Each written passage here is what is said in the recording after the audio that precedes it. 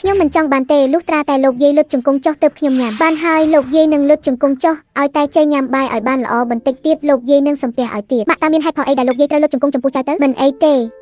ម៉ាក់ក្មេងមិនអាចបណ្ដោយឲ្យធ្វើបែបនេះបានទេហើយកូនរបស់ខ្ញុំម៉ាក់របស់ខ្ញុំតើវាមានរឿងអីពាក់ព័ន្ធនឹងអ្នកតើឯងនិយាយជាមួយបងថ្លៃបែបហ្នឹងមែនទេតើពេលណាអញរកការងារធ្វើចាំដល់រដូវផ្ការីកសិនទៅអាកាសធាតុចង្រៃនេះត្រជាក់ណាស់សំបីតែនំចេញមកក៏អាចកកជាទឹកកកបានដែរឲ្យបានឆាប់ទៅកុំរំពឹងថាបងនឹងមើលថែឯងអស់មួយជីវិតអូលុតជង្គង់លើក្តារបោកខោអាវមែនទេអូនៅទីក្រុងនេះពិតជាខុសគ្នាខ្លាំងណាស់យូលេក្នុងភូមិយើងក៏ប្រហាក់ប្រហែលនឹងឯងដែរគាត់គ្មានឪពុកទេបងប្រុសនិងបងថ្លៃគាត់ជាអ្នកចិញ្ចឹមរហូតដល់រៀនចប់មហាវិទ្យាល័យហើយថែមទាំងទិញឡានទិញផ្ទះឲ្យនឹងរៀបការឲ្យទៀតផ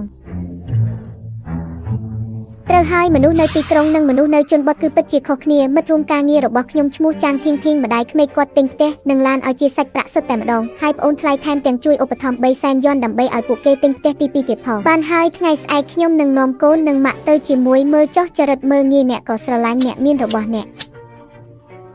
កតើឯងចង់មានន័យថាម៉េចចុះពេលដែលប្រពន្ធបងនិយាយបញ្ឆិតបញ្ជាងជេរម៉ាក់របស់បងតើបងខ្លងមែនទេបានជាមនុស្សតើចង់បន្ទោសរឿងនេះលើអ្នកណាក្នុងចិត្តឯងដឹងច្បាស់ហើយមែនទេអញជាមនុស្សប្រុសពេញតួដល់លេងទំនេររាល់ថ្ងៃបងនិយាយប្រាប់ឯងតែជាបងខុសទៅវិញបងប្អូនស្អីចរិតអែបអប់តែអ្នកមានមើងងាយអ្នកក៏បើខ្ញុំមានលុយអ្នកឯងប្រហែលជាផឹកទឹកលាងជើងរបស់ខ្ញុំបាត់ទៅហើយចាំឯងមានលុយសិនចាំនិយាយពាក្យនេះអ្នកឯងចាំមើលទៅឈួតជីហ្វីតើឯងទៅណាទាំងត្រជាក់បែបនេះពេញចិត្តនៅខ្ញុំពេញចិត្តហើយពេញចិត្តដែលគ្រួសារខ្ញុំធ្លាប់មានសុភមង្គលតែឥឡូវខ្លាចជាភាពចលាចលពេញចិត្តដែលប្តីខ្ញុំធ្លាប់គិតគូរពីគ្រួសារតូចរបស់យើងតែឥឡូវបែរជាមានចិត្តតែម្យ៉ាងគឺបោកប្រាស់ខ្ញុំលេងជា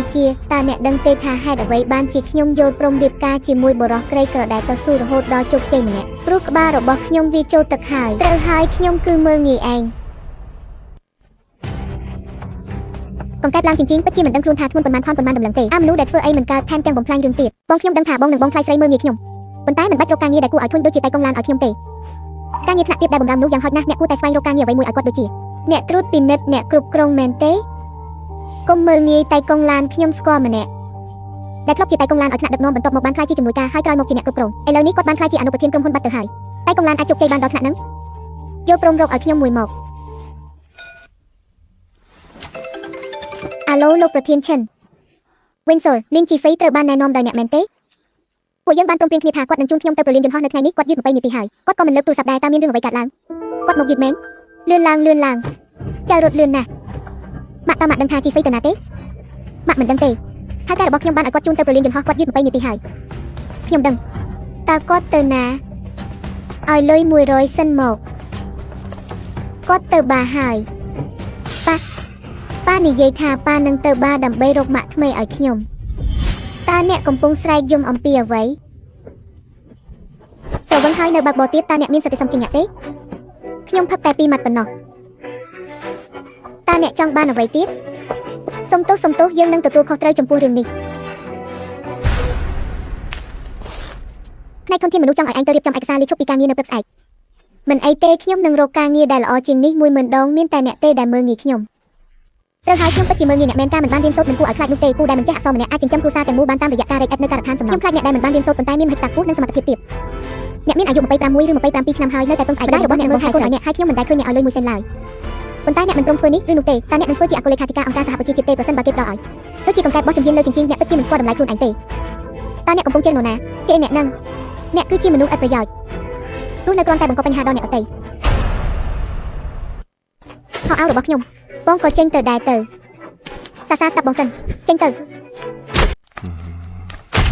ជំរើស2បើមិនសងលុយទេក៏ចេញទៅតើខ្ញុំខ្ចីលុយអ្នកតាំងពីពេលណាអ្នកបើកបោះស្រវឹងហើយបុកពីក្រោយសំណងសរុបមានចំនួន82000ខ្ញុំបានបង់ចំនួនអ្នកសងលុយមកវិញមិនមែនជាការងាររបស់ខ្ញុំទេគម្រោងសំណងគឺអ្នកជាអ្នកចរចាស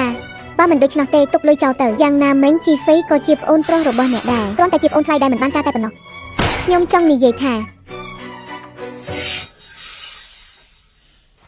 អូយខោអាវខ្ញុំម៉ែសុំអង្វែងហើយនៅខាងក្រៅត្រជាក់ណាស់ឲ្យជីហ្វីនៅទីនេះចុះមែនហើយសាឥឡូវនេះជីហ្វីក៏គ្មានការងារធ្វើដែរនៅពេលដ៏សំខាន់បែបនេះអ្នកនៅតែដេញគេចេញតើវាបន្តិចមែនហើយអាណិតគេមែនទេល្អណាស់អ្នកក៏ចេញទៅដែរទៅចេញទៅ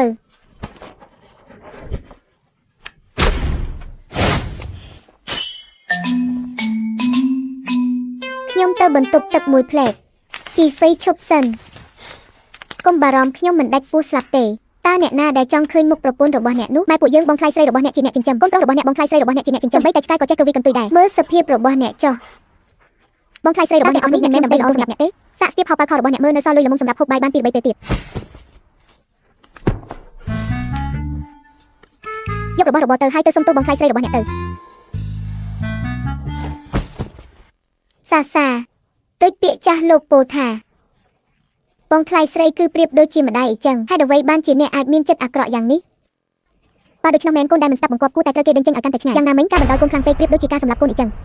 បន្តិចទៀតនេះទៅសុំទោសបងថ្លៃស្រីរបស់អ្នកឲ្យបានត្រឹមត្រូវសាបើកទ្វារមកសាខ្ញុំសូមអង្វរអ្នកហើយបើកទ្វារមកសា